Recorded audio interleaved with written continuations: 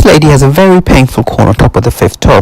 As you can see from the close-up above, she has two very small corns right next to each other, which are very, very painful. So what we decided to actually do was to give her a dermal filler injection under the corn to give her some padding and to try and alleviate the pressure and the pain. But first we're going to give her a local anesthetic injection into the toe, which is completely pain-free.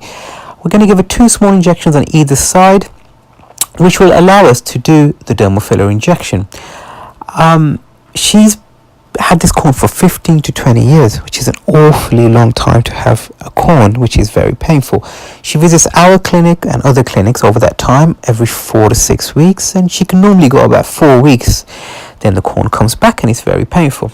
So she's tried footwear and she's tried orthotics and pads and creams and lotions and potions, you name it, she has tried it. So we decided to try a dermal filler.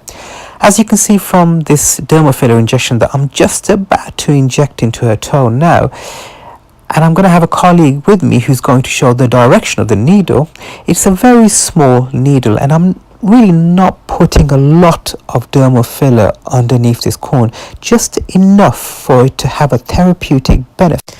As you can see by my colleague who's pointing to the direction of the needle, I'm putting the dermal filler right under the corn to alleviate the pain from the corn and to give the patient some padding right under the corn.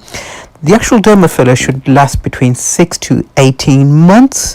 In my experience, it could last up to a year. That's a year without any pain from the corn itself.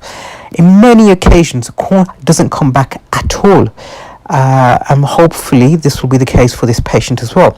After we finish the dermal filler injection, which I'm just about to do now, after I finish fanning around the lesion, I'm going to apply a semi-compressed felt pad and some tape. I always advise the patient to keep this on for 48 hours. If the patient does get some pain, they can take paracetamol, and I would avoid aspirin and ibuprofen, and you can use some ice around the lesion itself. I would also recommend that you massage around the toe too. Thank you.